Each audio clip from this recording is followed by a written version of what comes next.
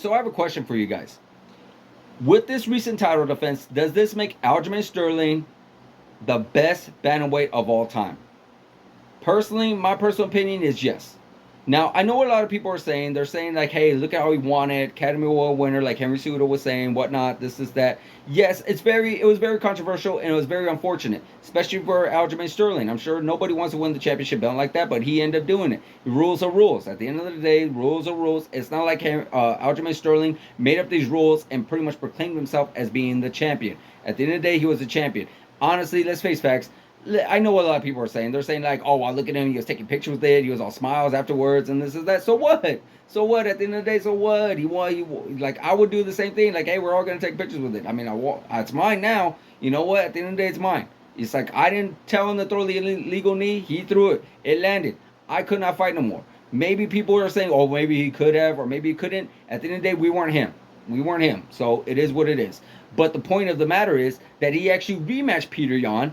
And he actually beat Peter Yan. It'd be one thing to say that he never rematched Peter Yan. Peter Yan maybe fell off or something to that nature, and that would be a big asterisk next to Aljamain. But he actually did rematch Peter Yan, and he actually beat him. A fight could have gone either way, sure, but at the end of the day, he still beat him. Then he went against T.J. Dillashaw. Now it's not his fault either that T.J. Dillashaw went in there with a dislocated shoulder. Hey, nobody knew that. Honestly, the only people that should have known that was the UFC, and the UFC should have said something. The UFC should have probably not postponed the fight, but pretty much took T.J. Dillashaw out and probably put somebody else in. But that's Aljamain Sterling went in there to do a job. Aljamain Sterling went in there. It's like, hey, you know what? This is the opponent. This is the guy they said they want to fight. This is the guy I trained for. All right, let's do this. And he went in there and he did his job. He did his job. He pretty much was able to beat T.J. Dillashaw with ease. No problem. Even though he had a messed up shoulder. Now he went in there against Henry Cejudo. Yes, 3 years away.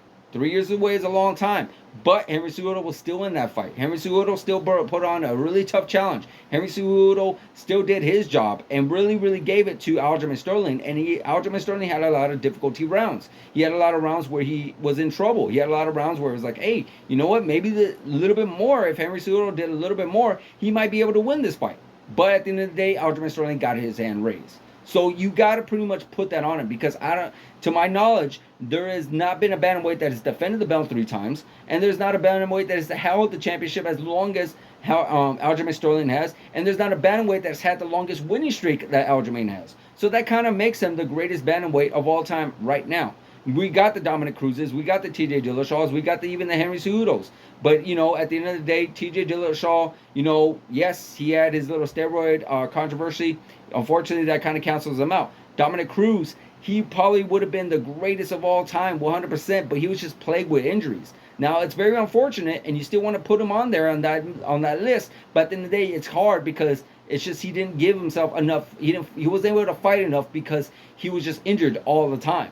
And, at the end of the day, it's part of the game to be injured. It's part of the game to, have to deal with injuries and maybe even fight injured. But, he still has, I believe, 2 title defenses himself, but twice over. Like he was a bantamweight, then he was injured for quite some time, took some years off, and then he was the bantamweight champion again, made another 2 title defenses again. But then at the end of the day, he had to step away from the game again. He actually, didn't step away. He lost to Cody Garbrandt, but he ended up stepping away from the game again. So it's kind of hard. It's kind of hard to pretty much put Dominic Cruz above Aljamain Sterling right now. So in my personal opinion, Aljamain would have to be considered the greatest bantamweight of all time right now. Unless something else comes up, unless somebody else comes around, you never know. So guys, let me know if I'm wrong. Let me know in the comments if I'm right. Let me know, guys. Like, subscribe, hit that notification button, and I'll see you guys in the next video.